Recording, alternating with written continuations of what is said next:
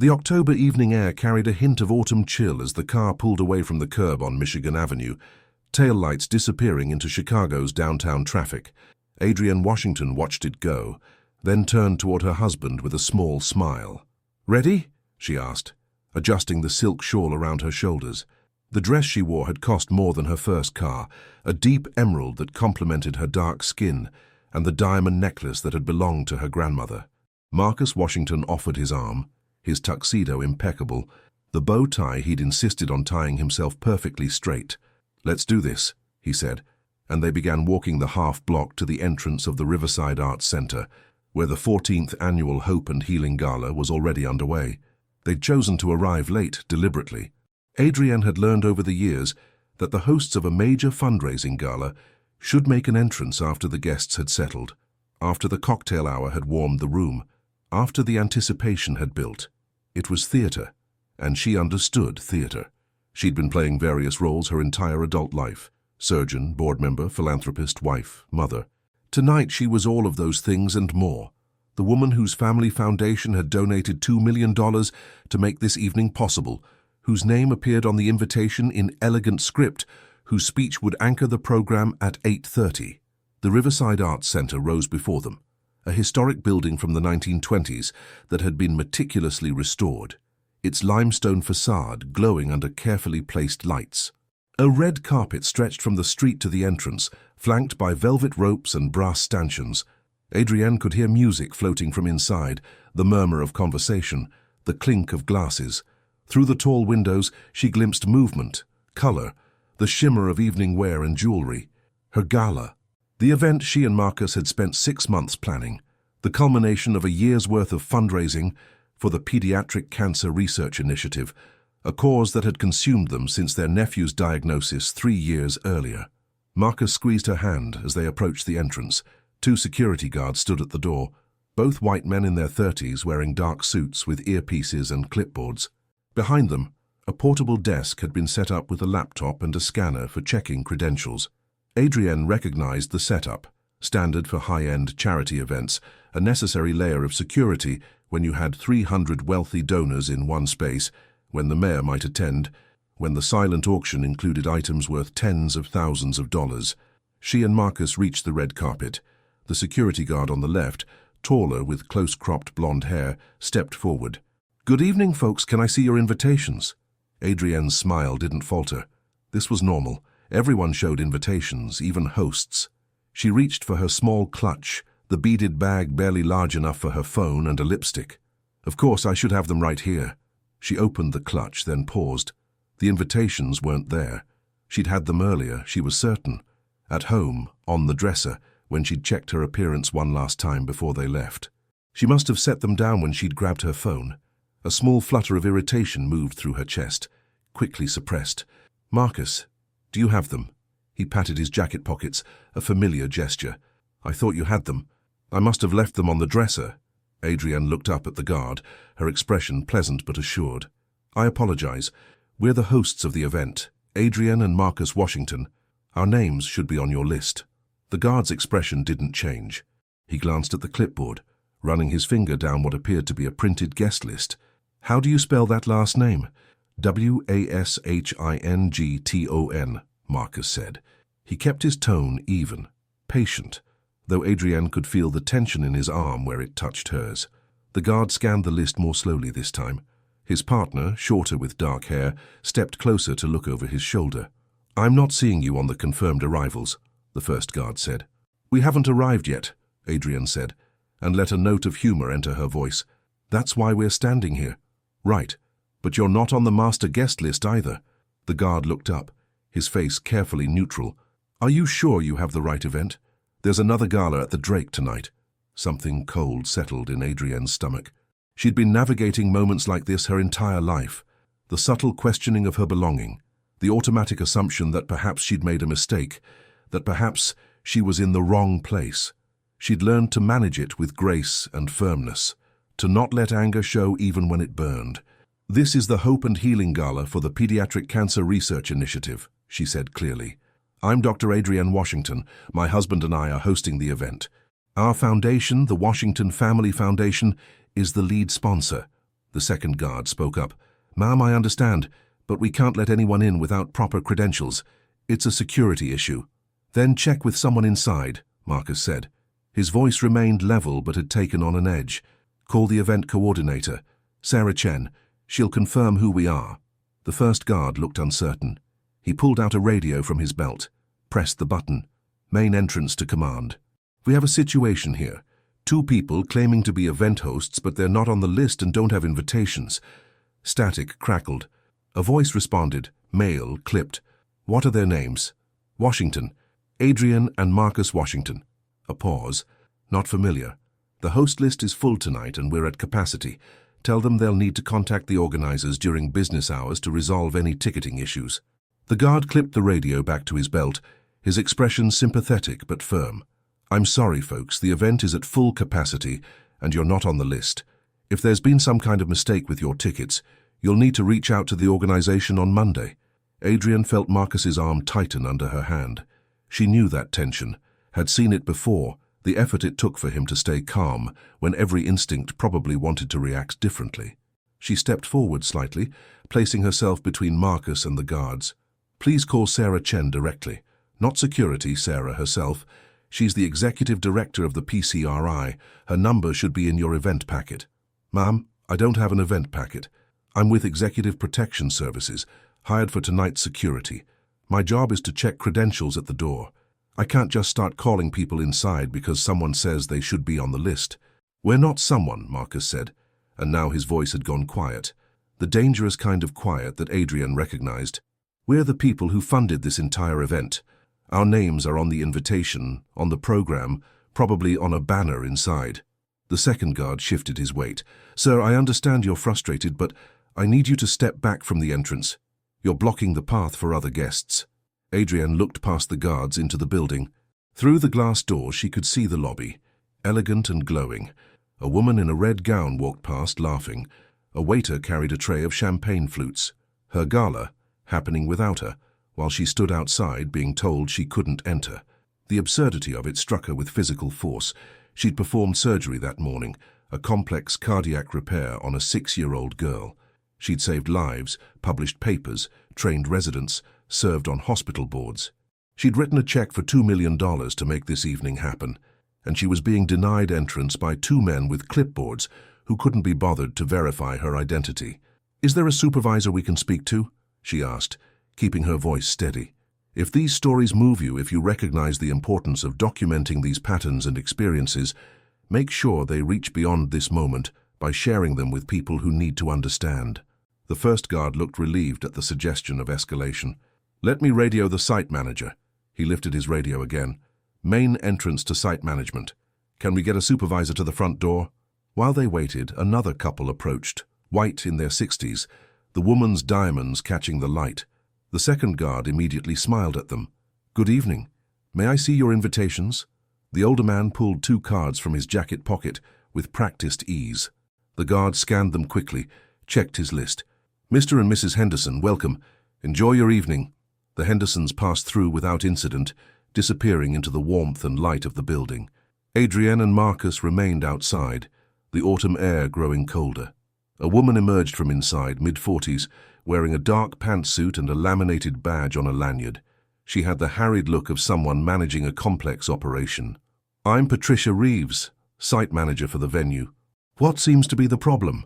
The first guard gestured to Adrian and Marcus. "These 2 are claiming to be the event hosts, but they're not on our list and don't have invitations." Patricia looked at them, her gaze sweeping from Adrian's dress to Marcus's tuxedo, assessing. "The hosts are already inside. I saw them earlier during setup." "No," Adrian said, her patience beginning to fray. "You saw someone else. We are Adrian and Marcus Washington. We're hosting this gala. Please just call Sarah Chen or any member of the PCRI board. They'll confirm our identity." Patricia pulled out a phone, scrolling. "I have the event rundown here. Let me see." She tapped the screen several times, reading. "The hosting committee is listed as the Washington Family Foundation, represented by—" "Oh," she looked up, her expression shifting slightly. "Dr. Adrian Washington and Marcus Washington." "Yes," Marcus said, "that's us."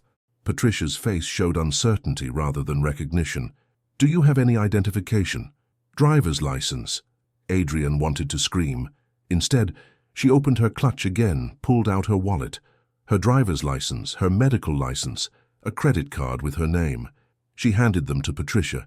Patricia examined them carefully, comparing the photo on the driver's license to Adrian's face. Then she looked at Marcus. "And you, sir?" Marcus pulled out his wallet, handed over his license. Patricia studied both IDs, then looked at the guards. The names match. "But they're still not on the list," the first guard said, "and they don't have invitations." "The invitations have our names printed on them," Adrian said, her voice tight. "We didn't need to bring them because we're the hosts." Patricia looked uncomfortable. "I understand, but our protocols are clear. Everyone needs either an invitation or to be on the confirmed guest list. Security is very important for an event of this caliber." "Then let us speak to Sarah Chen," Marcus said. "Right now. Bring her to the door. She's in the middle of managing the event. I can't just pull her away because of a ticketing dispute." "This isn't a ticketing dispute," Adrienne said, and she could hear her own voice rising despite her best efforts to control it. "This is us being denied entry to an event we're hosting because your security team failed to do their due diligence." Patricia stiffened at the criticism. "Ma'am, I'm trying to help you, but I need you to understand that we have procedures for a reason. If I let people in just because they claim to be someone important, we'd have chaos. I'm going to need to verify your identity through the proper channels before I can admit you." "How long will that take?" Marcus asked. "I don't know. 10 minutes? 20? I need to find someone from the PCRI board who can confirm you are who you say you are." "The program starts in 20 minutes, Adrian said. "I'm supposed to give the opening remarks." Patricia looked skeptical. "If you're supposed to speak, surely someone would have noticed you're not inside yet." The implication hung in the air. If you were really that important, someone would be looking for you. Adrian felt the familiar sensation of being simultaneously visible and invisible, seen only as a problem to be managed, not as the accomplished woman she was. Another couple arrived, younger, also white. The guards checked their invitations smoothly, waved them through. The door opened and closed, a brief glimpse of the gala in progress. Adrienne caught sight of the banner over the registration table. Hope and Healing Gala, honoring Dr. Adrienne Washington and the Washington Family Foundation. She pointed. "Do you see that banner? That's my name." Patricia followed her finger, squinted through the glass. "I see it. But that doesn't prove you're the person named on it. People could show up claiming to be anyone." Marcus let out a breath that sounded like frustration and resignation combined. "This is unbelievable."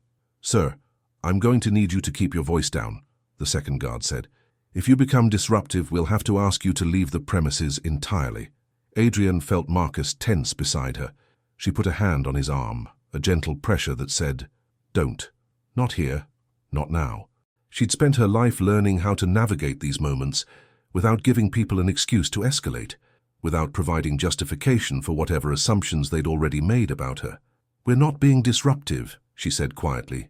"We're trying to attend an event that we organized and funded. Please, Patricia, just go inside and find Sarah Chen. Tell her Dr. Washington is at the entrance. That's all you need to do." Patricia looked at her phone again, clearly debating. "Fine. I'll go find her, but you two need to wait here. Don't try to enter the building." "We won't move," Adrienne promised. Patricia went back inside. Through the glass, Adrienne watched her walk across the lobby, disappear around a corner. The guards remained at their posts, occasionally glancing at Adrienne and Marcus, their body language wary. Several more guests arrived, each of them admitted without issue after showing invitations. Marcus leaned close to Adrienne, his voice low. "How are you this calm?" "Practice," she said. "Years and years of practice. It's wrong, it shouldn't require this much patience." "I know." They stood in silence, the sounds of the gala filtering out to them, muffled and distant. Adrienne thought about the speech she'd prepared, sitting in her clutch on 3 folded pages of printer paper. She'd worked on it for weeks, refining the language, finding the balance between honoring her nephew's struggle with cancer and inspiring donors to give generously. She'd practiced the delivery in front of the mirror, timed it to exactly 8 minutes.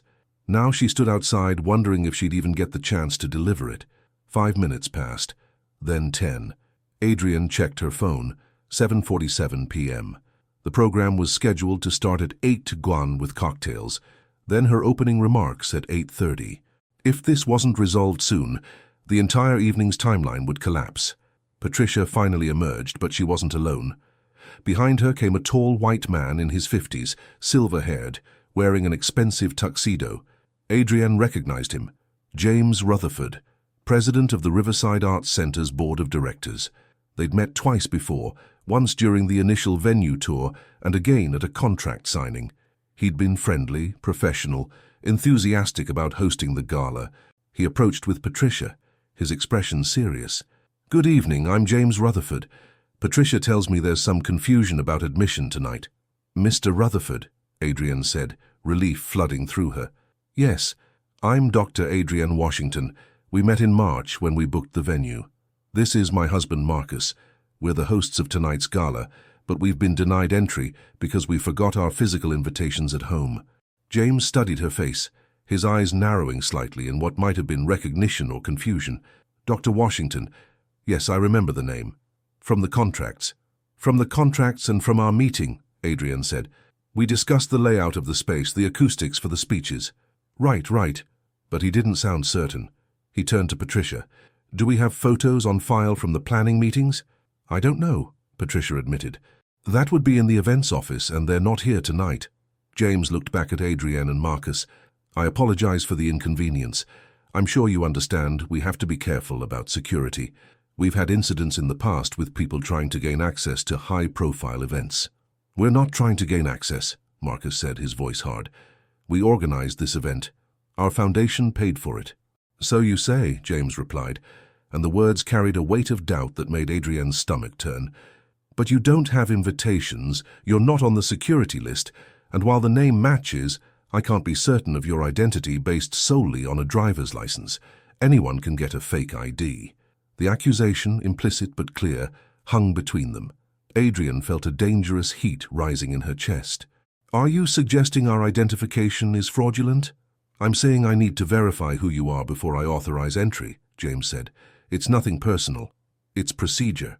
"It is personal," Adrienne said, "because I guarantee you wouldn't subject a white couple to this level of scrutiny. You'd recognize them, or you'd accept their word. Or at minimum, you'd expedite the verification process instead of making them stand outside in the cold for 20 minutes. James's face hardened. "Doctor, I don't appreciate the accusation of racism. We're following standard protocols that apply to everyone." "Except they don't apply to everyone," Marcus said. "We've watched 4 couples walk past us without any issues, all of them white, all of them admitted immediately with just an invitation." "Because they had invitations," the first security guard interjected. "That's the difference." Adrienne felt the argument spiraling, becoming about procedure and policy, rather than the fundamental absurdity of the situation. She pulled out her phone. "I'm calling Sarah Chen directly." "Ma'am, please don't contact anyone inside right now," Patricia said. "Let me handle this through proper channels." "Your proper channels aren't working." Adrienne scrolled to Sarah's number, pressed call. The phone rang once, twice, 3 times, then voicemail. Sarah's cheerful recorded voice, "You've reached Sarah Chen, Executive Director of the Pediatric Cancer Research Initiative. I can't take your call right now, but please leave a message." Adrienne hung up, tried again. Same result. Sarah was probably inside managing the event, phone on silent. She tried texting instead. "Sarah, it's Adrienne. I'm outside at the entrance.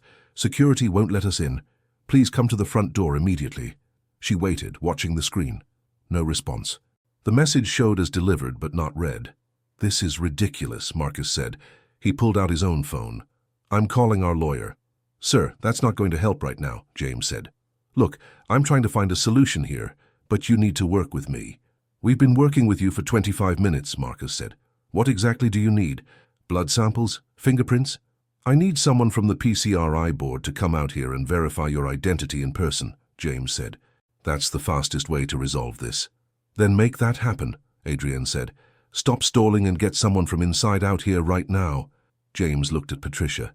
"Do you have a contact list for the PCRI board?" Patricia shook her head. "That would be in the event coordinator's files. I only have venue emergency contacts." "So use those," Marcus said. "Call someone, anyone, just end this." A new voice cut through the tension. "Excuse me, what's going on here?" Everyone turned. A black woman in her 30s had approached from the side, dressed in a navy gown, her press credentials hanging from a lanyard around her neck. Adrienne recognized her from the planning meetings. Keisha Morris, a reporter for the Chicago Tribune who'd been invited to cover the gala. "Keisha," Adrienne said, hope surging. "Thank God. Can you help us? We're being denied entry." Keisha's eyes widened as recognition hit. "Dr. Washington? Mr. Washington? What do you mean you're being denied entry? You're hosting the event." James turned to Keisha. "And you are?" "Keisha Morris, Chicago Tribune. I'm covering the gala tonight." She looked between the security guards and Adrienne. "Why are they standing outside?" "There's been a misunderstanding about credentials," Patricia said quickly. "We're working to resolve it." "A misunderstanding?" Keisha's voice sharpened. "They're Dr. Adrienne Washington and Marcus Washington. The entire event is in their honor. Their foundation donated $2 million to the PCRI. Why on earth would they need to prove their identity to get into their own gala?" "Because they don't have invitations," the first guard said. Keisha stared at him. "They're the hosts. They don't need invitations. Their names are literally on the invitations that everyone else is carrying." "Protocol still requires—" Patricia began. "I don't care about protocol," Keisha interrupted. "This is absurd and you all know it." She pulled out her phone, started taking photos. The flash went off, capturing the scene. Adrienne and Marcus standing outside the red carpet entrance, the guards blocking the door, James and Patricia looking uncomfortable. "Ma'am, please don't photograph our security personnel," the second guard said. "I'm documenting a news story," Keisha replied. "The hosts of a major charity gala being denied entry to their own event. That's newsworthy." James held up his hands. "Everyone, let's just calm down. Ms. Morris, you can vouch for their identity?" "Absolutely," Keisha said. "I interviewed Dr. Washington last month for a feature on the gala. I've met them both multiple times during the planning process. This is Dr. Adrienne Washington, cardiac surgeon at Northwestern, and her husband, Marcus Washington, who runs a commercial real estate firm. Now let them inside." James looked at Patricia, then at the guards. The uncertainty on his face suggested he was calculating risks, weighing the embarrassment of admitting error against the potential consequences of remaining obstinate. Finally, he nodded. "All right. Given Ms. Morris's verification, we can proceed with entry. Mr. Washington, I apologize for the delay. Please come inside." The guards stepped aside. The first one opened the door, his expression neutral, but his body language suggesting he knew something had gone badly wrong. Adrienne took Marcus's arm again, and they walked through the entrance they should have walked through 30 minutes earlier. Inside, the Riverside Arts Center's grand lobby opened before them in full splendor. Crystalline chandeliers cast warm light across marble floors. The crowd numbered at least 200 people already, donors and board members and supporters, all dressed in their finest. A string quartet played near the foot of a sweeping staircase. Waiters circulated with trays of champagne and hors d'oeuvres. The registration table to the right displayed that banner Adrienne had glimpsed from outside, her name rendered in elegant calligraphy. Several people glanced their way as they entered. A few smiled politely, the automatic acknowledgement of new arrivals at a social event. No one rushed over with apologies. No one seemed aware that anything unusual had happened. The gala had proceeded without them. Keisha stayed close, still holding her phone. "Are you okay?" she asked quietly. Adrienne wasn't sure how to answer that question. She was inside now, which solved the immediate problem. But the anger and humiliation from the past half hour sat in her chest like something solid, pressing against her ribs. "I'm fine," she said, "because that's what you said in public, in the middle of an event, when people were watching." "I'm going to write about this," Keisha said. "What just happened out there, that's not okay." "I know," Adrienne said, "but can it wait until after tonight? I don't want this overshadowing the fundraising." Keisha looked conflicted. "That's up to you, but people should know. This kind of thing, it happens too often and it gets swept under the rug." Before Adrienne could respond, a voice called out from across the lobby. "Adrienne! Marcus!" Sarah Chen was hurrying toward them, her face flushed with stress, her headset slightly askew. "Where have you been? I've been texting you for the last 20 minutes. We need to do a final run-through of the program and the AV tech has questions about your presentation slides." Adrienne held up her phone. "I texted you 30 minutes ago." Sarah pulled out her phone, swiped. Her face went pale as she read the message. "Oh my God. Security wouldn't let you in. How is that possible? You're the hosts. Apparently it's very possible, Marcus said, his voice tight. Sarah looked toward the entrance where James and Patricia were now in conversation with the security guards. Who made that call? That's unacceptable. We should discuss it later, Adrienne said, though everything in her wanted to discuss it now, wanted to demand answers and accountability. But the program started in 12 minutes, and she had a role to play, a speech to deliver, hundreds of donors expecting her to lead this evening with grace and purpose. Sarah seemed to read her mind. You're right. We'll deal with this after. Right now I need you upstairs in the reception hall for a quick sound check. She paused, looking at Adrienne more closely. Are you sure you're okay to do this? I can have one of the board members give the opening remarks if you need a minute. I'm fine, Adrienne said again, and this time she almost believed it. The doctor part of her brain, the part trained to compartmentalize and focus under pressure, was taking over. She could be angry later. Right now she had work to do. They followed Sarah through the lobby and up the grand staircase to the second floor, where the main reception hall had been transformed into an elegant event space. Round tables covered in white linens filled the room, each centerpiece a tasteful arrangement of white roses and candles.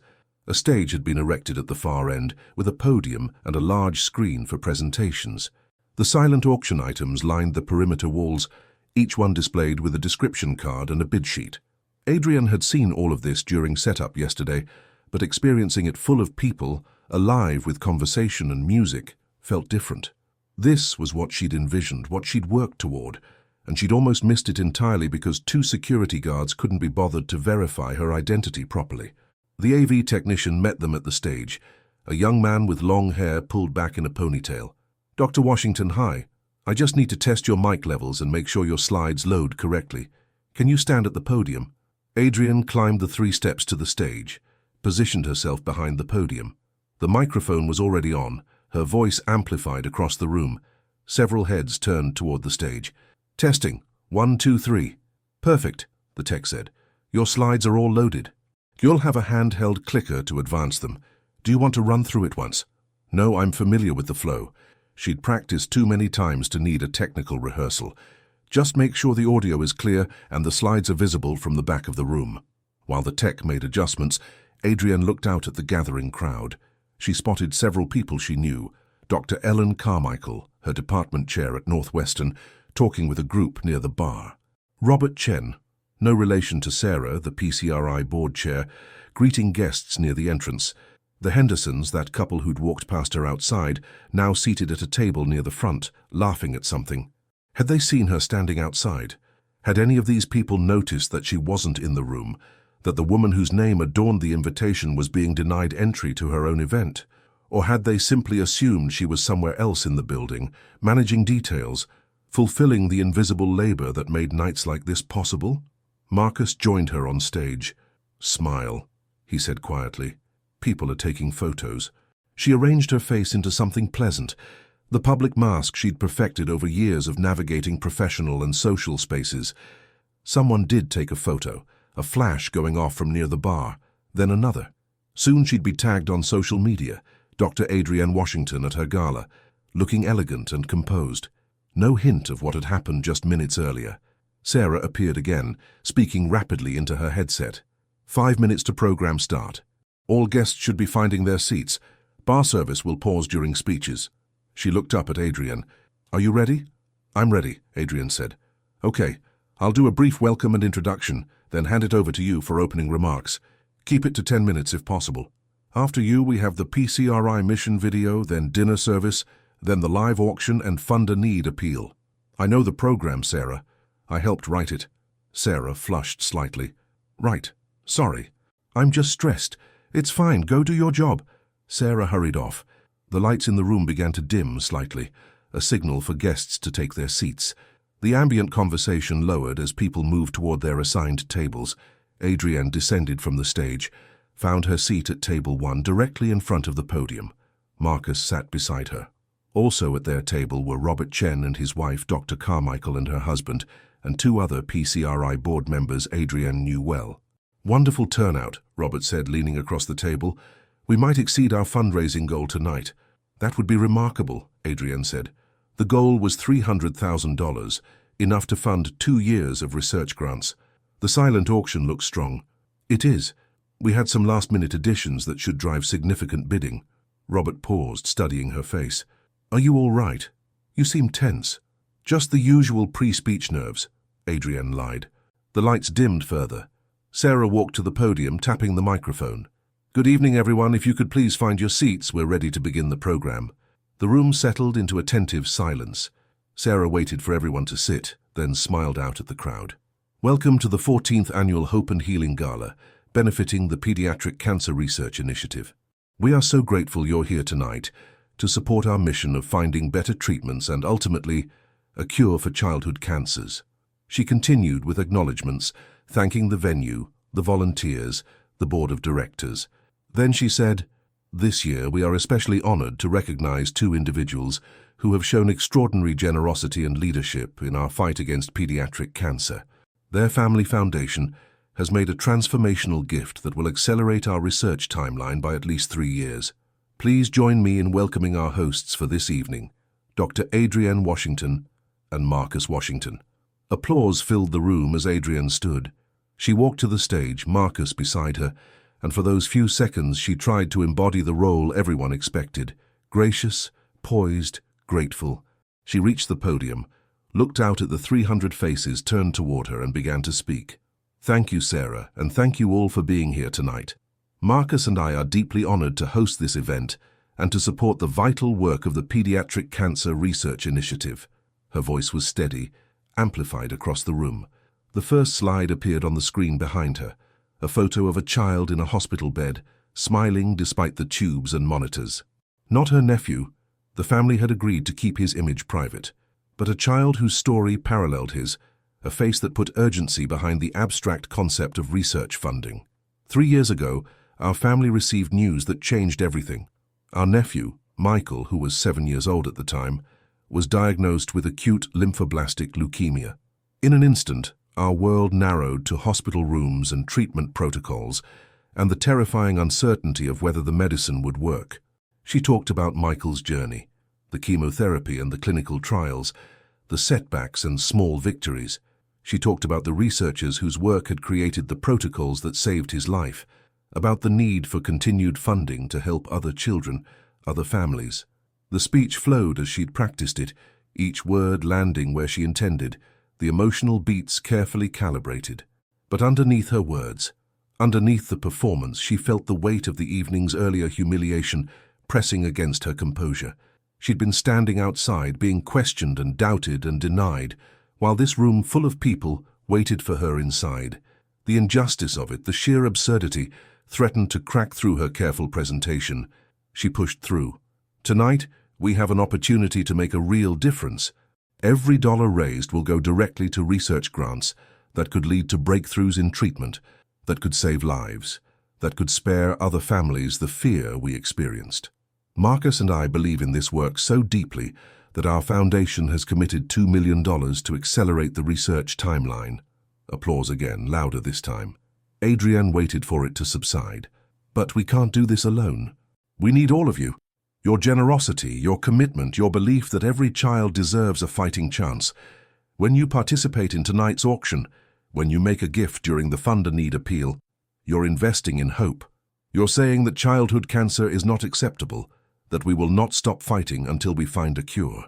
She advanced to the final slide, a collage of children who'd participated in PCRI-funded research trials. Some were in remission, some still in treatment, some had lost their battles. Each face represented a family's love and grief and determination. Thank you for being here tonight. Thank you for your generosity. And thank you for believing, as we do, that we can create a future where no family has to hear the words, "Your child has cancer," without also hearing, "And we know how to cure it." Enjoy your evening, and please give generously. More applause, sustained this time. People stood, a standing ovation that should have felt triumphant. Adrienne smiled, waved, took Marcus's hand as he joined her on stage. They stood together while the applause continued, while photographers captured the moment, while the room affirmed their role as hosts and benefactors. But inside, Adrienne felt hollow. She delivered the speech as planned, hit every note, inspired the crowd. And all she could think about was standing outside in the cold, being told she wasn't important enough to warrant verification of her identity. She and Marcus returned to their seats. The lights came up slightly as waiters began serving the first course. Conversation resumed at the tables. Robert leaned over, beaming. "That was perfect, Adrienne. Really moving." "Thank you," she said automatically. Dinner service proceeded smoothly.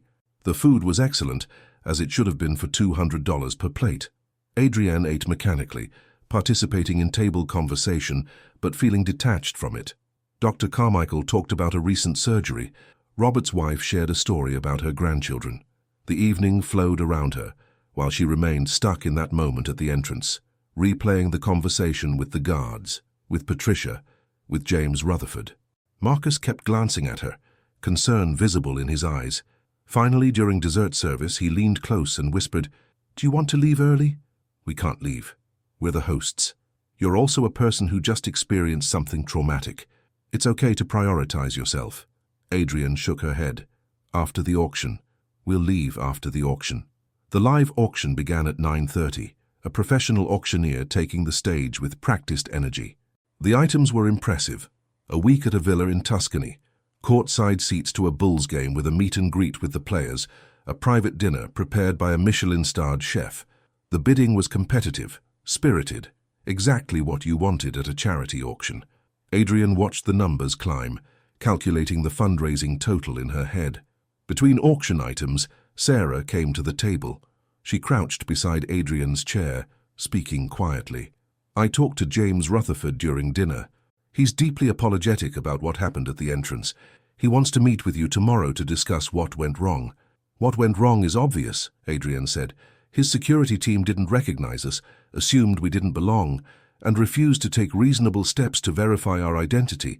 Sarah nodded. "I know, and it's unacceptable, but he wants to make it right." "How? By apologizing? That doesn't change what happened." "What do you want?" Sarah asked. "Tell me what would make this right and I'll push for it." Adrienne considered. What did she want? An apology felt insufficient. Firing the security guards felt both too severe and too easy, punishing individuals for a systemic problem. What she wanted was for it not to have happened in the first place, but that was impossible. "I want a formal review of their security protocols," she said finally. "I want training for their entire staff on implicit bias and how to handle situations where guests' identities are questioned. And I want it documented, not just promised." "I'll tell James," Sarah promised, "and for what it's worth, I'm so sorry this happened. You deserved better." Sarah moved away. The auction continued. The final item, a luxury safari in Tanzania, went for $45,000 to a couple Adrienne didn't recognize. Then came the Fund a Need appeal, where Sarah stood at the podium and asked for direct donations to the research fund. She described the specific project the money would support, a clinical trial for a new immunotherapy approach in pediatric solid tumors. "Who will join me in making a gift of $10,000? Sarah asked. Several hands went up. "Wonderful, thank you. What about $5,000? More hands. $2,500. $1,000? The pledges continued, smaller amounts adding up. People could also text to donate, and Sarah announced the amounts coming in via that channel. By the time the appeal ended, they'd raised an additional $90,000. Sarah returned to the podium for closing remarks. "Ladies and gentlemen, thanks to your incredible generosity tonight, we have raised over $400,000 for pediatric cancer research." Applause erupted. "This exceeds our goal and will make a genuine difference in the lives of children facing cancer diagnoses. On behalf of the PCRI board and staff, and especially on behalf of the children and families we serve, thank you. Thank you to our hosts, Dr. Adrienne and Marcus Washington, whose vision and leadership made this night possible." She gestured toward their table. More applause, more standing, more smiling and waving. "Please enjoy the rest of your evening," Sarah concluded. "The silent auction closes at 10:30, so get those final bids in. There's dessert and coffee at the bar, and the band will be playing for another hour if you'd like to dance. Thank you again and good night." The formal program ended. The lights came up fully and the band started playing, shifting from background music to danceable songs. Some guests moved to the dance floor, others clustered in conversation groups, others headed to the silent auction tables to make last-minute bids. Adrienne stood, signaling to Marcus. I need some air. They made their way through the crowd, accepting congratulations and thanks from guests they passed. Several people stopped them for photos, arms around shoulders, smiles for the camera. Each interaction required Adrienne to maintain her public face, to perform gratitude and joy, even as exhaustion dragged at her. They found a quiet hallway on the 3rd floor, away from the main reception. Adrienne leaned against the wall, closing her eyes. I don't know how much longer I can do this. Marcus stood beside her, his hand on her back. We can leave right now if you want. People will notice. They'll wonder why we left our own gala early. Let them wonder. You don't owe anyone an explanation. Adrienne opened her eyes. What happened tonight, Marcus? What happened at that entrance? That can't just disappear into the evening like it didn't matter. It won't, Marcus said. Keisha is writing about it. Sarah knows. James Rutherford knows. People will be held accountable. Will they? Or will this be smoothed over with apologies and promises of doing better next time?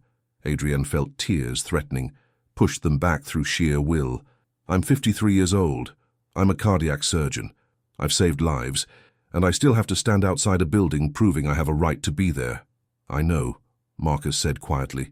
He pulled her close, let her rest her head against his shoulder. They stood like that for several minutes, the noise of the gala distant, the hallway cool and still. Footsteps approached. They separated, Adrienne quickly wiping her eyes. Keisha appeared around the corner, her press credentials swinging from her neck. I thought I saw you head this way. Do you have a minute? Adrienne nodded. What do you need? I've been asking questions, Keisha said, talking to the security guards, to Patricia Reeves, to James Rutherford, getting their side of what happened. I want to give you a chance to tell me yours on the record if you're willing. Now? Adrienne asked. If you're up for it. I understand if you're not. But this story matters, Dr. Washington. People need to know that this kind of discrimination happens even at the highest levels, even to accomplished people like you. Adrienne looked at Marcus. He gave a small nod, leaving the decision to her. She turned back to Keisha. What do you want to know? They found an empty conference room, sat around a small table. Keisha pulled out a digital recorder, set it between them. Is it okay if I record this? Yes. Keisha pressed record. Dr. Washington, can you walk me through what happened tonight, from the moment you arrived at the venue? Adrienne told the story chronologically, trying to keep emotion out of her voice, focusing on facts. She described arriving without physical invitations, the initial request to see them, the escalation when she explained who she was. She recounted the guards' responses, Patricia's skepticism, James Rutherford's continued doubt even after seeing identification. How did that make you feel? Keisha asked. Humiliated, angry, frustrated. Adrienne paused, choosing her words carefully, but also unsurprised. This isn't the first time I've been in a situation where my presence was questioned, where I had to prove I belonged somewhere. It's just the first time it happened at an event I was hosting and funding. Do you believe race was a factor in how you were treated? Yes, Adrienne said without hesitation. I believe if Marcus and I were white, the guards would have found a way to verify our identity quickly. They would have called someone inside immediately, or they would have taken our word that we were the hosts, or at minimum James Rutherford would have recognized us from our previous meetings. Instead, we were treated as potential threats, as people trying to sneak into an event we didn't belong at. I spoke with James Rutherford earlier, Keisha said. He said that security protocols require everyone to show credentials, that it wasn't personal. What's your response to that? Protocols are only neutral if they're applied consistently, and if they include reasonable accommodations for unusual circumstances.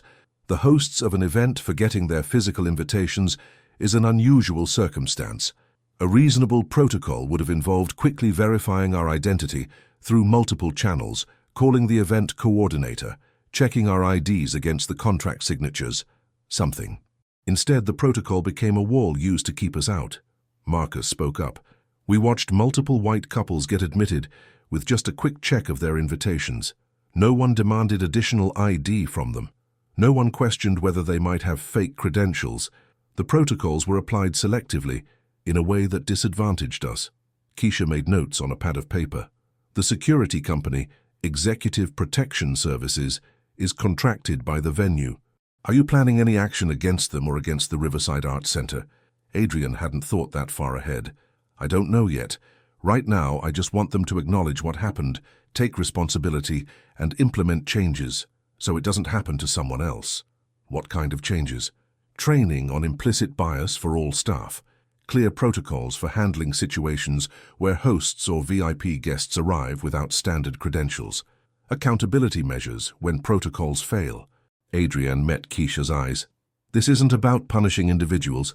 It's about recognizing that these systems are broken and committing to fixing them. They talked for another 15 minutes, Keisha asking follow-up questions, clarifying details, getting quotes. Finally, she turned off the recorder. "Thank you for being willing to talk about this. I know it's not easy." "When will the article run?" Marcus asked. "I'll file tonight for the online edition, probably up by midnight. Print edition tomorrow morning." Keisha gathered her things. "I'm going to include responses from the venue and the security company. I've already contacted them for comment." After Keisha left, Adrienne and Marcus sat in silence for a moment. Then Marcus said, "Once that article is published, this becomes public. You ready for that?" "I don't know if I'm ready," Adrienne admitted, "but it needs to be public. Sarah was right earlier. This kind of thing gets swept under the rug too often." They returned to the reception hall. The gala was winding down, guests departing in clusters, final auction bids being tallied. Sarah found them near the silent auction tables. "We did it," she said, exhausted but elated. "Final total is $438,000. It's our most successful gala ever." "That's wonderful," Adrienne said, and meant it. Whatever had happened at the entrance, the evening had achieved its primary purpose. Children would benefit from the research this money funded. "I'm going to start breaking down in about an hour," Sarah continued. "Do you want to stay for that, or should we handle it?" "We'll leave now," Adrienne decided. "You have everything under control." Sarah hugged her, fierce and quick. "Thank you for tonight, for everything. And I'm so sorry about what happened at the door. That should never have happened." Adrienne hugged her back. "I know. We'll talk tomorrow." She and Marcus said their goodbyes to the remaining guests, accepted final congratulations and thanks. They retrieved their coats from the coat check, walked through the lobby toward the exit. The same 2 security guards were still stationed at the entrance, though they'd be leaving soon now that the event was ending. The first guard, the blonde one, stepped forward as they approached. "Dr. Washington, Mr. Washington, I want to apologize for earlier. I was following protocol, but I should have handled the situation differently." Adrienne looked at him. He seemed sincere, uncomfortable in a way that suggested genuine regret rather than just fear of consequences. "Thank you for saying that," she said. "I hope you'll think about tonight the next time someone's identity is questioned." "I will, ma'am. I promise." They walked out into the October night. A valet brought their car around, a sleek black sedan that Marcus had picked up from the shop that afternoon. The drive home was quiet, both of them processing the evening. Their house was in Oak Park, a 30-minute drive from downtown, in a neighborhood they'd lived in for 20 years.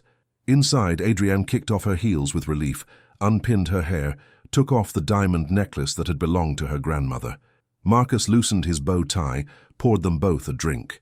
They sat together on the couch in the living room, the house dark except for one lamp. "We raised $438,000 tonight," Marcus said. "That's not nothing." "It's not nothing," Adrienne agreed. She sipped her drink, whiskey that burned warm. "But I keep thinking about those 30 minutes at the door, how they overshadow everything else. They don't have to overshadow it.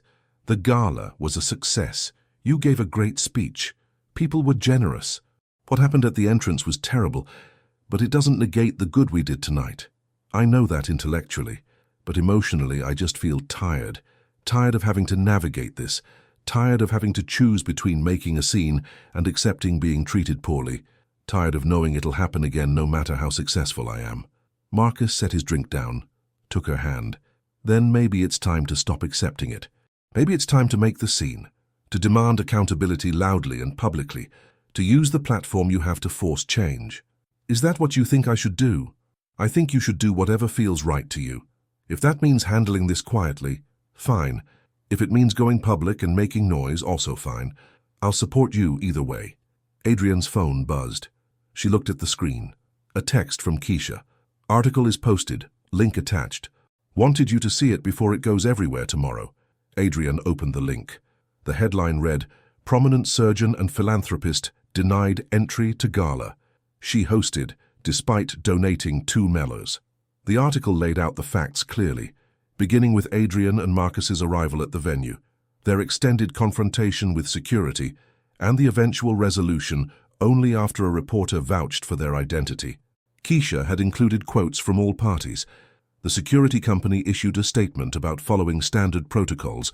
James Rutherford expressed regret about the confusion, and Adrian's own words about implicit bias and systemic problems anchored the narrative.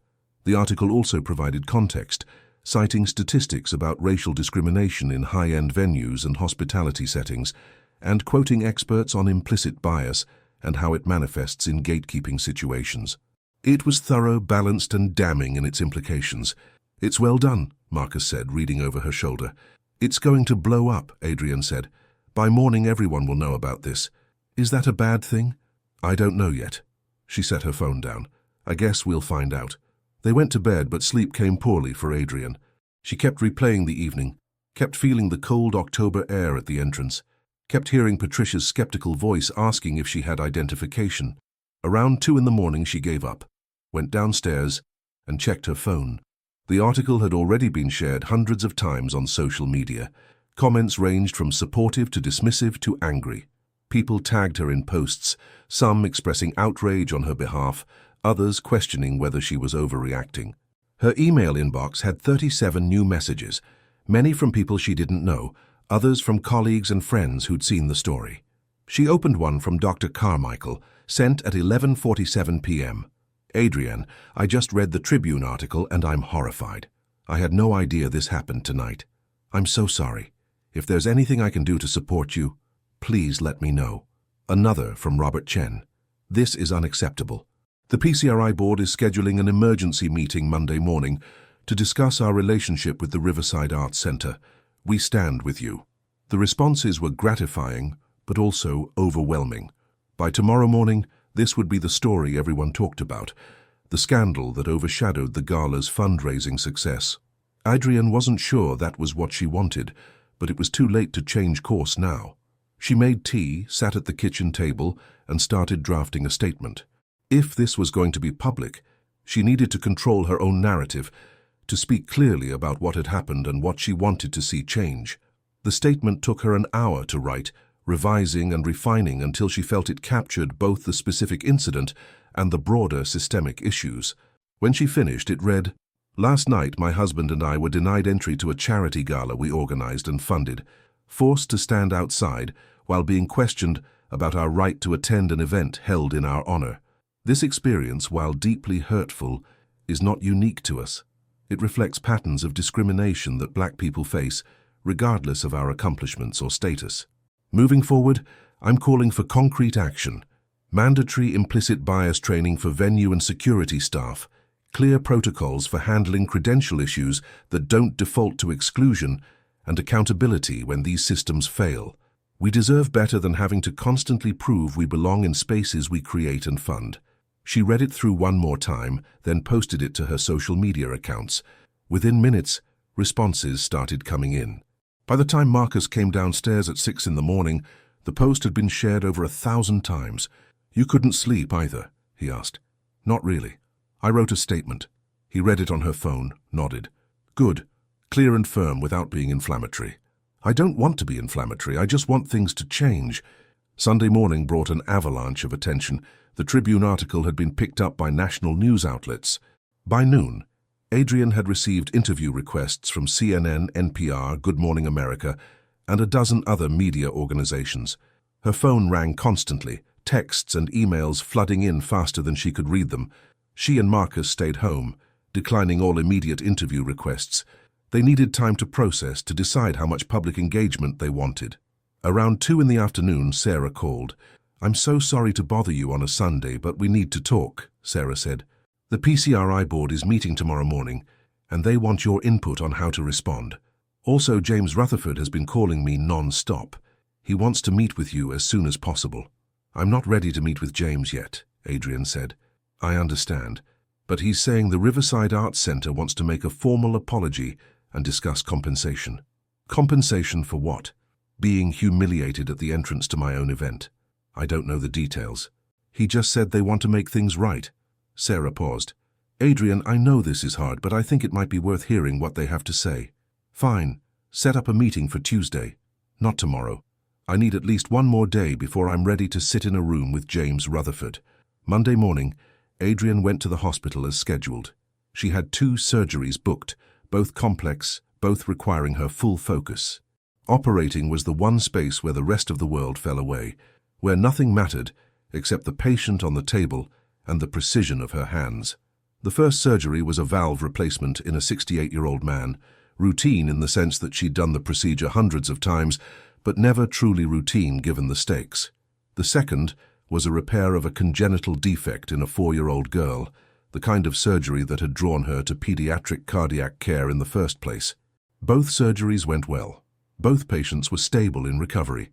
Adrienne changed out of her scrubs, checked on the families in the surgical waiting area, provided updates with the practiced compassion she'd developed over decades. Then she retreated to her office, closing the door against the chaos waiting outside the hospital walls. Dr. Carmichael knocked 20 minutes later, entering without waiting for permission. "I thought I'd find you here. I have clinic this afternoon," Adrienne said, gesturing to the patient charts on her desk. Ellen sat in the chair across from her. "You can cancel clinic. No one would blame you." "I'm not cancelling clinic. My patients need me." "Your patients will be fine with seeing someone else for one day. You, however, are in the middle of a media firestorm and might benefit from taking some time." Adrienne met her department chair's eyes. "I appreciate the concern, but I'm fine. Work helps." "Work is also avoidance," Ellen said gently. "Adrienne, what happened Saturday night was a serious incident. You're allowed to not be fine." "I know I'm allowed. I'm choosing to function anyway." Ellen sighed. "At least talk to me about it. I read the article, I saw your statement. It sounds like the venue completely failed you." "They did." Adrienne leaned back in her chair. "And now everyone wants to know how I feel about it, what I'm going to do about it, whether I'm angry or forgiving or planning to sue. I'm tired of being asked to perform my response to racism for public consumption." "Then don't perform. Just be." "I don't have that luxury. I'm a public figure now, whether I want it to be or not. Everything I say or don't say will be interpreted, used as evidence for whatever narrative people want to push." Ellen was quiet for a moment. Then she said, "For what it's worth, the hospital administration is preparing a statement of support. We're standing behind you fully." "That's nice," Adrienne said, and heard the bitterness in her own voice. "Everyone wants to stand behind me now. But where were they Saturday night when I was outside proving my identity? That's not fair. No one from the hospital was at the gala." "I know it's not fair, but I'm not feeling particularly fair right now." Ellen stood, came around the desk and hugged Adrienne before she could protest. "You don't have to be fair, you just have to get through this however you can." After Ellen left, Adrienne sat alone in her office, staring at the patient charts without seeing them. Her phone continued to buzz with notifications, each one another piece of the puzzle she was still trying to understand. The story had taken on a life of its own, spreading across social media, sparking debates about discrimination and implicit bias, and whether successful black people should have to keep proving themselves. Some of the responses were supportive, people sharing their own stories of being denied entry to spaces they'd earned access to. Others were dismissive, suggesting Adrienne was playing the race card, that the security guards were just doing their jobs, that forgetting invitations was her own fault. The divide was predictable, but still painful, evidence that the country remained deeply split on whether and how racism manifested in everyday interactions. That afternoon, she went through clinic mechanically, seeing patients without the full presence they deserved. She prescribed medications, ordered tests, explained diagnoses, all while a part of her mind remained trapped in Saturday night's events. By the time she finished, she was exhausted in a way that went beyond physical tiredness. Marcus picked her up from the hospital. They drove home in silence, listening to NPR, where a segment was airing about discrimination in high-end venues. The host interviewed experts about gatekeeping and implicit bias, about how racial profiling didn't disappear just because someone had wealth or credentials. They didn't mention Adrienne by name, but the connection was obvious. Tuesday morning arrived with the weight of the scheduled meeting with James Rutherford. Adrienne dressed carefully, choosing a business suit rather than the casual clothes she'd prefer, armor for the conversation ahead.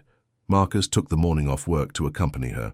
They met at a neutral location, a conference room at the PCRI offices, rather than at the venue. Sarah was there, along with Robert Chen representing the PCRI board.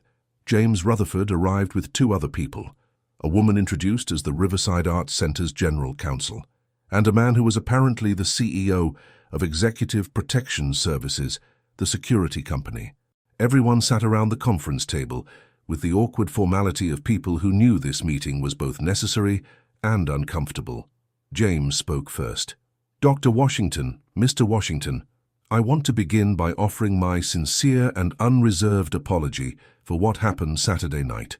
The way you were treated at the entrance to your own event was completely unacceptable. There's no excuse for it." "Thank you," Adrienne said.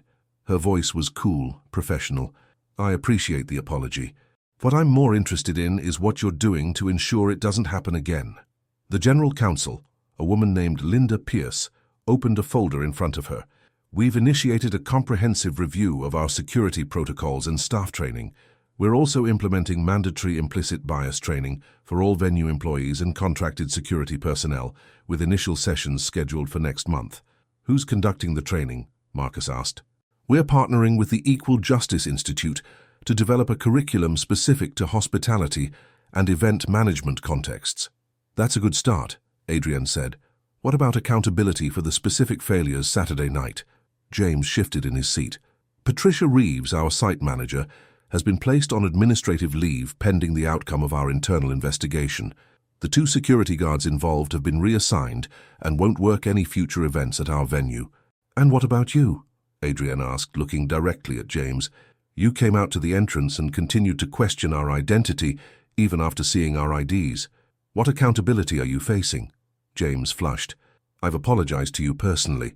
I'm also submitting a formal letter to our board acknowledging my role in the incident and committing to undergo additional training myself." "A letter to your board," Adrienne repeated. "That's it. What would you like to see happen?" Linda asked. "We're genuinely trying to make this right." Adrienne considered. What would make this right? James Rutherford losing his job felt disproportionate, but a letter to the board felt insufficient. "I want you to publish a public statement," she said. "Not just an apology to me, but an acknowledgement that your venue's protocols failed, that implicit bias played a role, and that you're taking concrete steps to change. I want it on your website, in your member communications, everywhere. Make it visible." "We can do that," Linda said, making notes. The CEO of Executive Protection Services, a man named Tom Brewer, spoke for the first time. "Dr. Washington, on behalf of my company, I also want to apologize.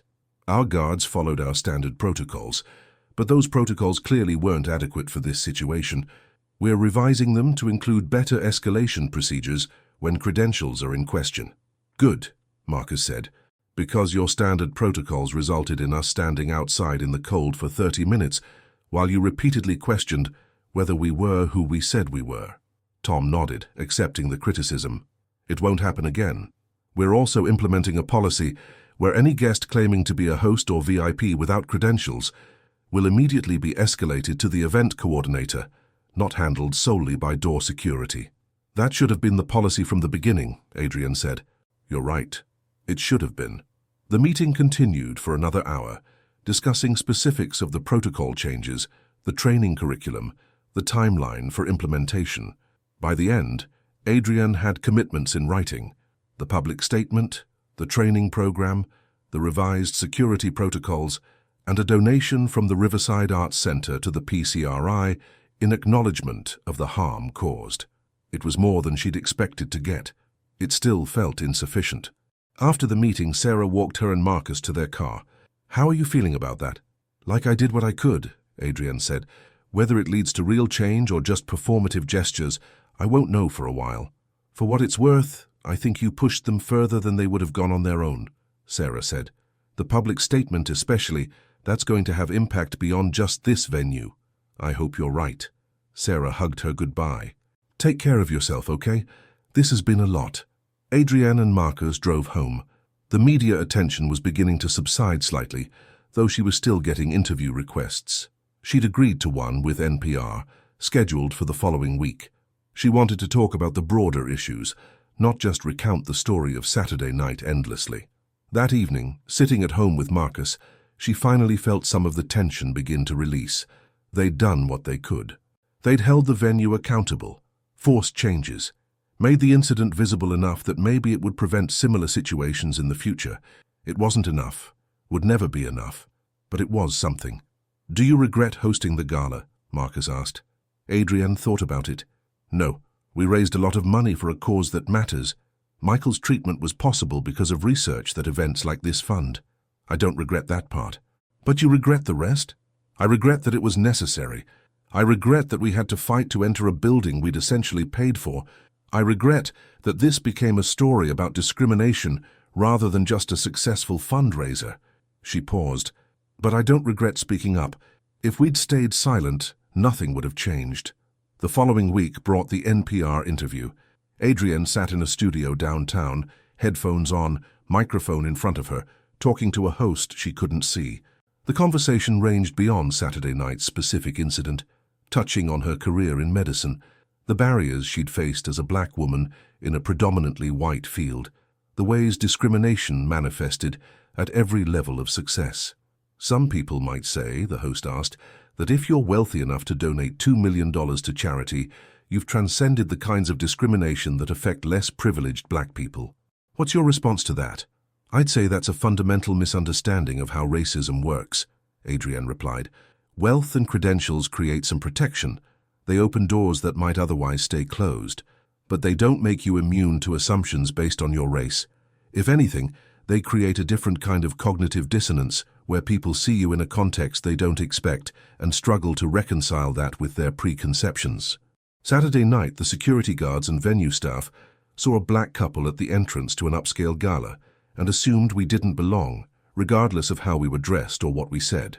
That's implicit bias in action. What do you hope comes from your decision to speak publicly about this?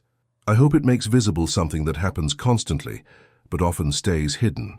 I hope it makes venues and organizations examine their own protocols and ask whether those protocols are applied equitably. And I hope it gives other people permission to speak up when they experience discrimination, to know that it's not overreacting or playing the race card to name what's happening to you." The interview aired 2 days later. Adrian listened to it while driving to work, hearing her own voice coming through the car speakers, talking about Saturday night, about implicit bias, about systemic change. It felt strange and exposing, making public what had felt so personal. But the responses suggested it had resonated, her social media filled with messages from people sharing similar stories, thanking her for speaking up, expressing solidarity. Not everyone agreed with her framing. There were still plenty of people arguing that the security guards had just been doing their jobs, but the overall response was more supportive than she'd expected. 3 weeks after the gala, the Riverside Arts Center published their public statement. It appeared on their website's homepage, in an email to all members and past event attendees, and in a paid advertisement in the Chicago Tribune. The statement was longer and more specific than Adrian had anticipated. On October 21st, at the Hope and Healing Gala hosted at our venue, we failed Dr. Adrian Washington and Marcus Washington.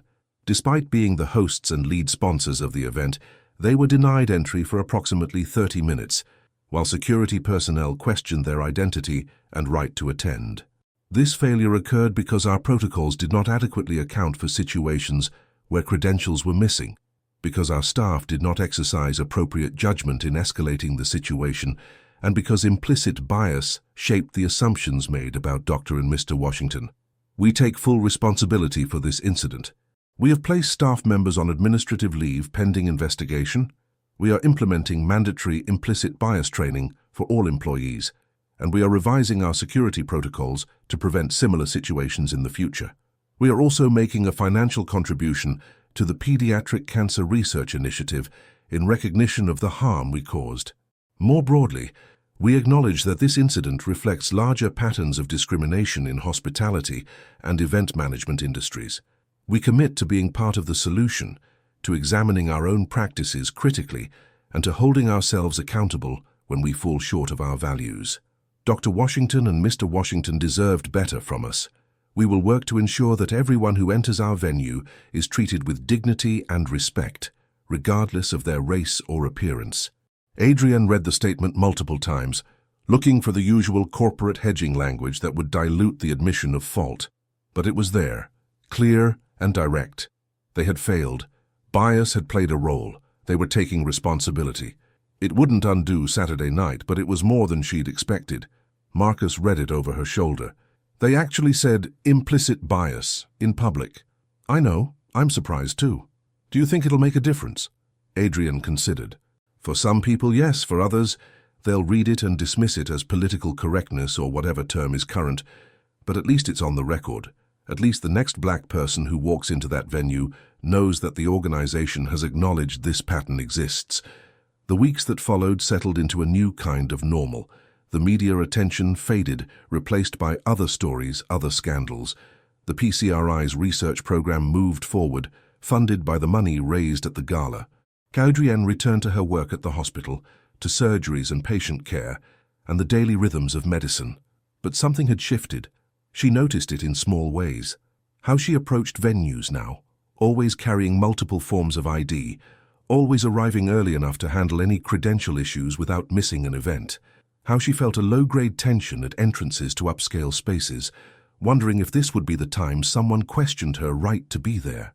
How she talked to her daughter, a conversation she'd put off before but couldn't avoid anymore, about navigating spaces that might not welcome her, about documenting discrimination when it happened, about knowing your rights and standing up for them. In December, the Riverside Arts Center hosted another charity gala, this one for a different organization. Adrienne wasn't involved, but she heard about it from Sarah, who'd been invited. They have a new check-in process, Sarah reported. Multiple stations, guest lists cross-referenced digitally, and a clear escalation procedure posted where everyone can see it. One of the staff mentioned you specifically during training as a case study in what not to do.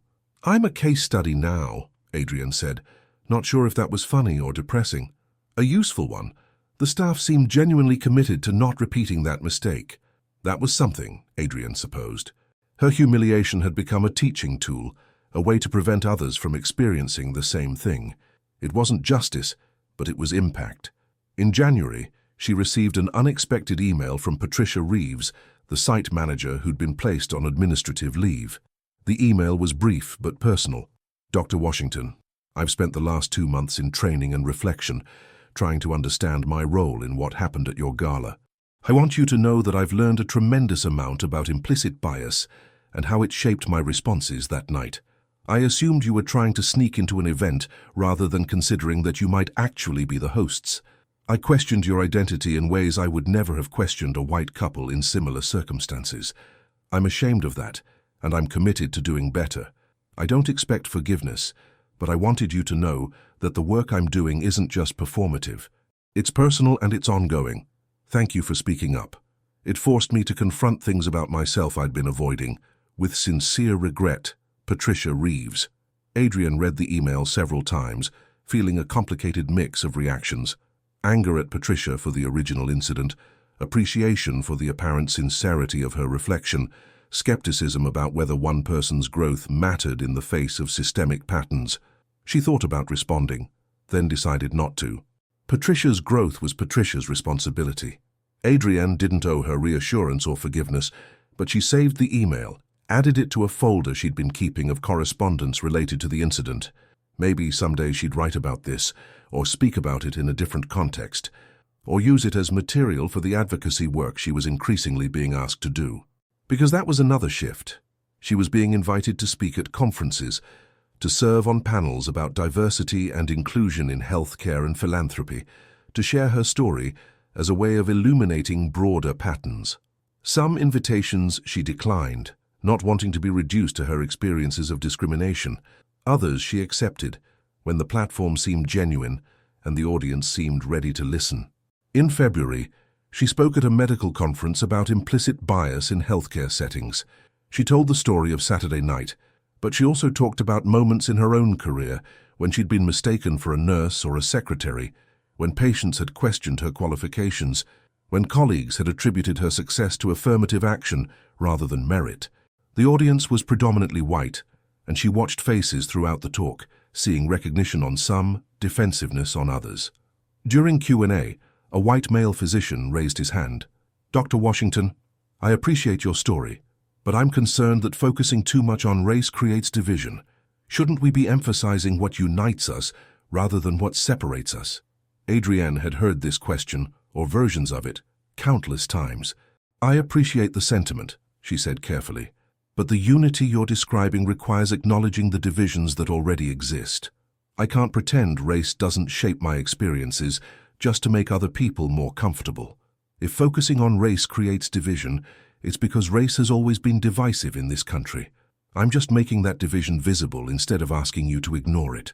The physician looked uncomfortable, but nodded. Adrienne moved to the next question, but she felt the familiar weariness that came from having to justify the validity of her own experiences. After the talk, several people approached to thank her, to share their own stories, to ask how they could do better. One young black female medical student, barely in her 20s, waited until everyone else had left.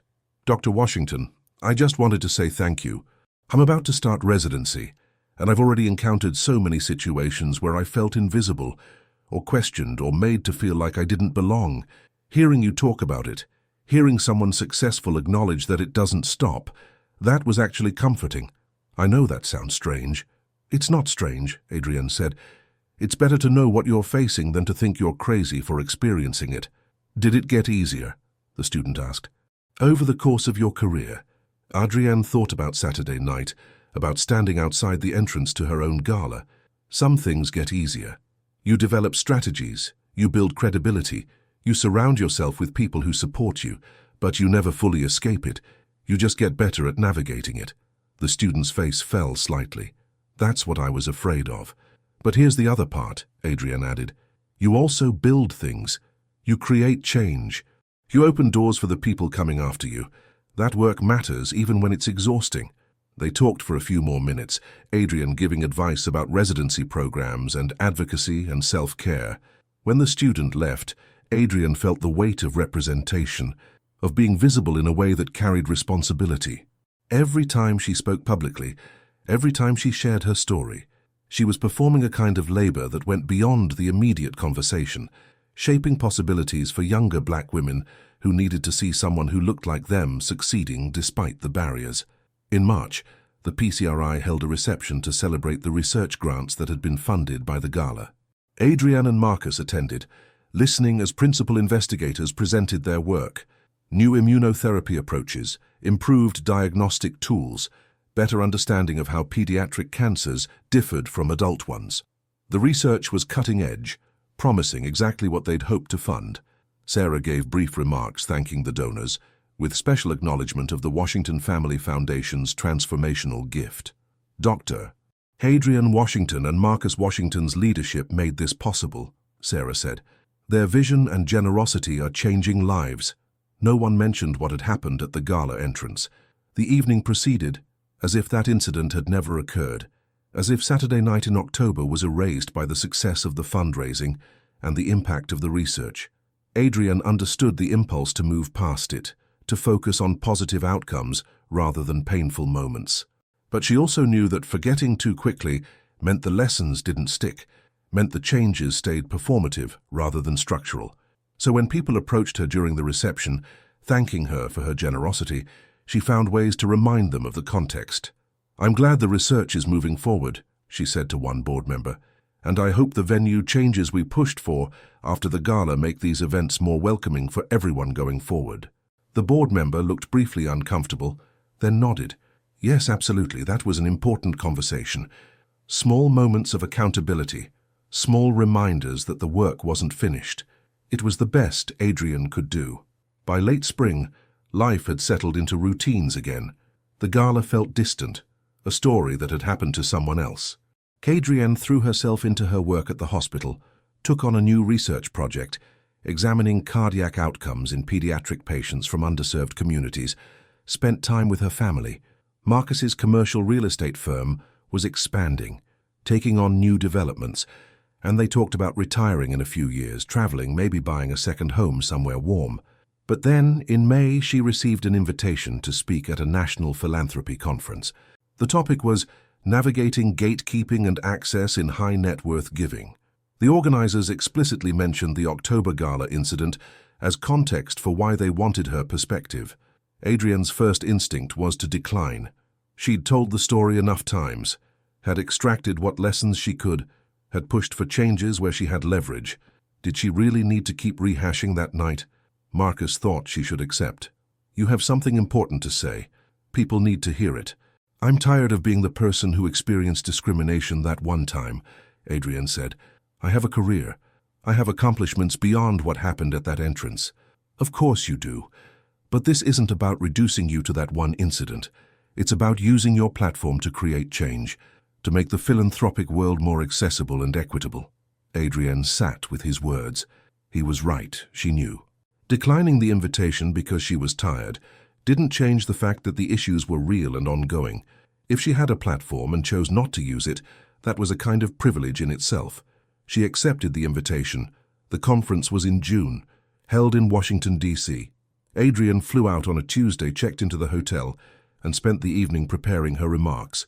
She decided to broaden the scope beyond just the October incident, to talk about patterns of gatekeeping in philanthropy, about how wealth didn't insulate you from assumptions based on race, about the emotional labor required to give generously while also constantly proving your legitimacy. The next morning, she took the stage in front of an audience of 300 philanthropists, foundation executives, and non-profit leaders. She began not with the Gala story, but with a question. How many of you have ever had your presence questioned in a space you had every right to be in? A scattering of hands went up, mostly from people of color in the audience. Adrian nodded. Now, how many of you have ever questioned someone else's presence? Assumed they might not belong? Asked for credentials, when you wouldn't have asked someone who looked different? Fewer hands, but some. Hesitant. Adrian appreciated the honesty. She spent the next 30 minutes talking about Saturday night in October, about the broader patterns it illustrated, about the work required to create genuinely inclusive philanthropic spaces. She was specific about what had worked in the aftermath, the protocol changes and public statements and training programs, and what had felt insufficient, the emphasis on individual apologies rather than systemic transformation. Here's what I want you to understand, she said near the end. When you question someone's right to be in a space, when you require them to prove their legitimacy beyond what you'd require of others, you're not just inconveniencing them. You're sending a message about who belongs and who doesn't.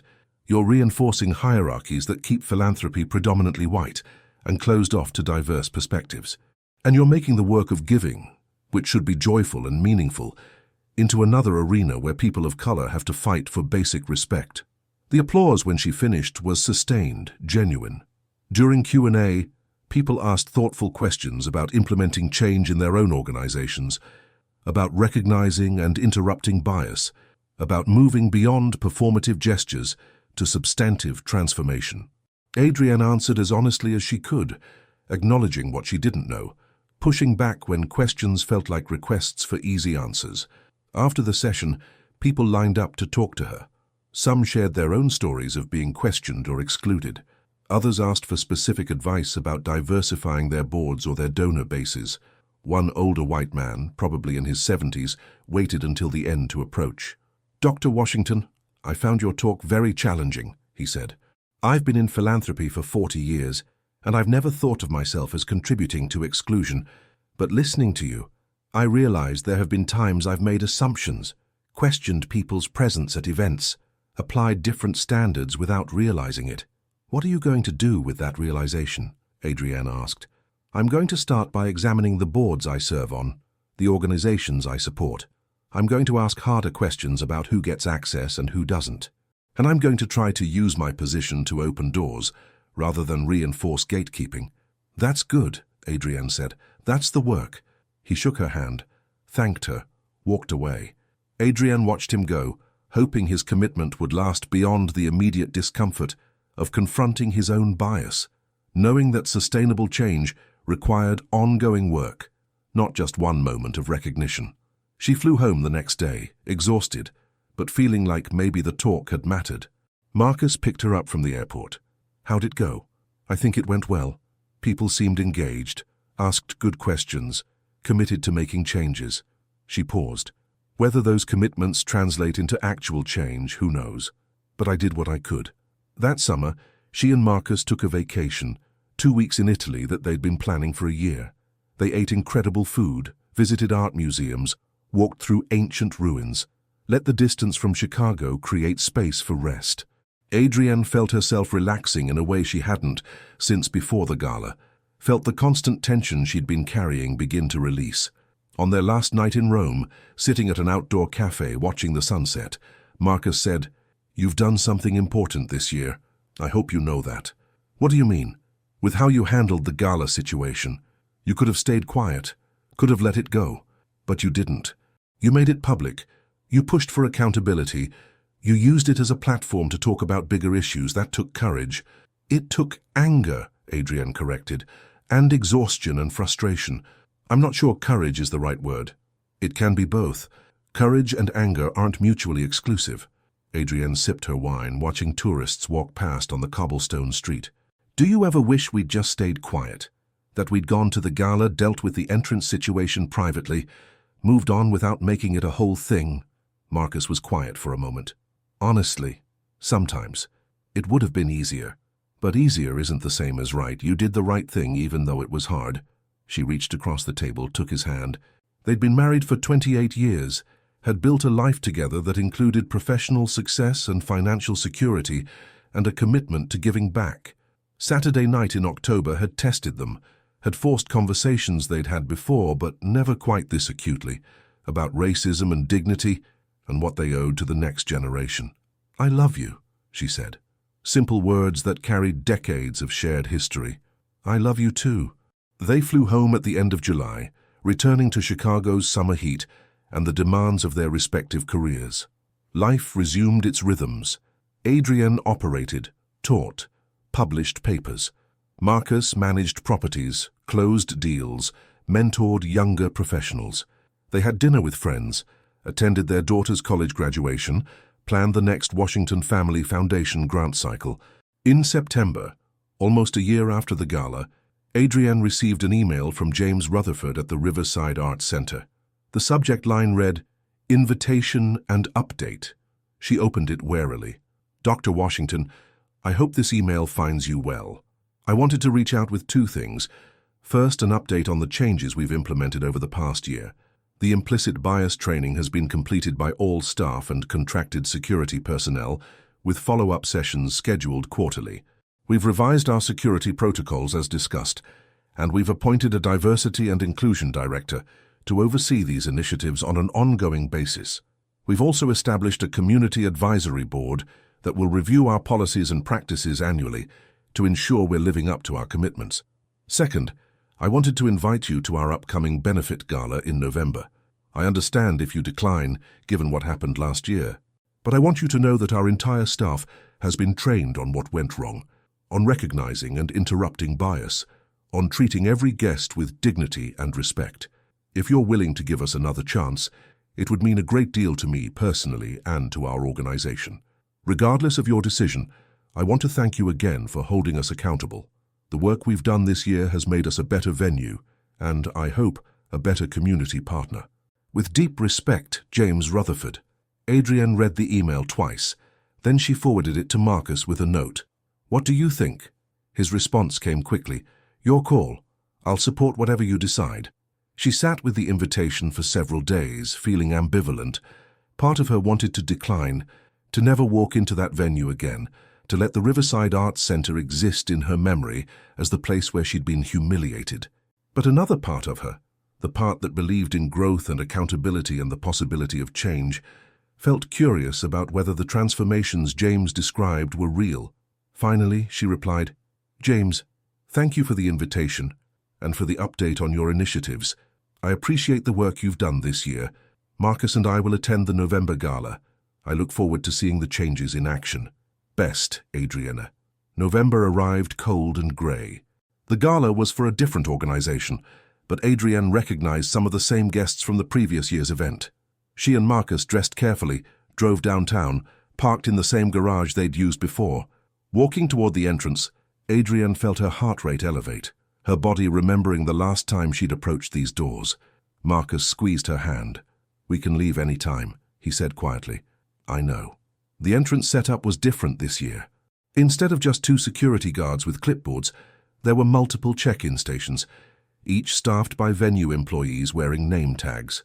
Digital tablets had replaced paper lists, and prominently displayed on an easel near the door was a sign, "Welcome.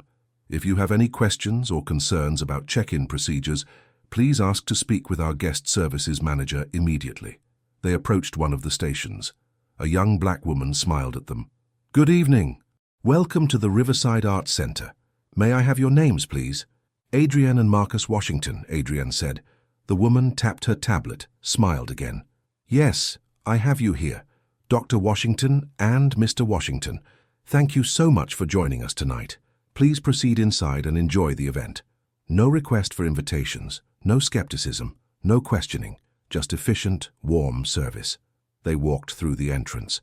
Inside, James Rutherford was waiting, almost as if he'd been watching for them. He approached immediately. "Dr. Washington, Mr. Washington, thank you for coming. I wanted to personally welcome you and to let you know that if there are any issues whatsoever tonight, I'm here and available." "Thank you, James," Adrienne said. She looked around the transformed entrance, the new check-in procedures, the visible changes. "This looks very different from last year." "It is different. We learned from what happened. I learned from what happened." He paused. "I hope you have a wonderful evening. You deserve nothing less." He moved away to greet other guests. Adrienne and Marcus walked deeper into the building, up the familiar stairs to the reception hall. The evening proceeded smoothly, the event well run and welcoming. Several times Adrienne noticed small things that suggested the training had taken hold. Staff members going out of their way to assist guests who seemed confused, someone proactively offering to help an older woman navigate the silent auction, the consistent warmth and respect in every interaction. It wasn't perfect. One venue employee, an older white man working coat check, seemed less engaged than the others, his service perfunctory. But overall, the difference from the previous year was stark. During dinner, a woman Adrienne didn't recognize approached their table. She was white, probably in her 50s, wearing an elegant black dress. "Excuse me, Dr. Washington. I'm Jennifer Walsh. I'm on the community advisory board that was established after what happened to you last year." "Nice to meet you," Adrienne said cautiously. "I wanted to tell you that your experience was a catalyst for real change here. The board takes our role seriously. We've reviewed every policy, we sit in on training sessions, we hold the venue accountable. I just wanted you to know that your decision to speak up mattered." "Thank you," Adrienne said. "I appreciate you telling me that." Jennifer returned to her table. Marcus leaned close. "How are you doing?" "I'm okay. This is better than last year, obviously. But I'm still processing being back here. We can leave whenever you want." "I know. But I think I want to stay. I think I need to see this through." They stayed until the end of the event, until the last auction item had been claimed and the last speeches delivered. Walking out at the end of the night, passing through that same entrance where she'd been denied entry a year ago, Adrienne felt something release in her chest. Not forgiveness, exactly, not forgetting, but acknowledgement that the work of accountability was ongoing. That change was possible, even if it required constant vigilance. In the car driving home, Marcus said, "So, verdict?" "They're trying," Adrienne said. "Really trying, not just performing. That matters. Does it make up for last year?" "No, but it's something. It's more than nothing." They drove in silence for a while. Then Adrienne said, "I'm glad we went." So I needed to see that they'd actually changed, that all the promises weren't just empty words. And now? Now I can let it go. Not forget it, but not carry it with the same weight. She looked out the window at the city passing by, lights and buildings and the ordinary flow of Chicago nightlife. We did what we could. We held them accountable. They made changes. That's as much resolution as we're likely to get. Over the following months, life continued its forward motion. Adrienne was invited to serve on a national task force examining bias in medical education. Marcus's firm won a major development project that would reshape a struggling neighborhood. Their daughter got engaged, began planning a wedding for the following summer. The ordinary joys and challenges of life accumulated, creating distance from October's events without erasing them. Sometimes, talking to colleagues or giving presentations, Adrienne would reference what had happened at the gala.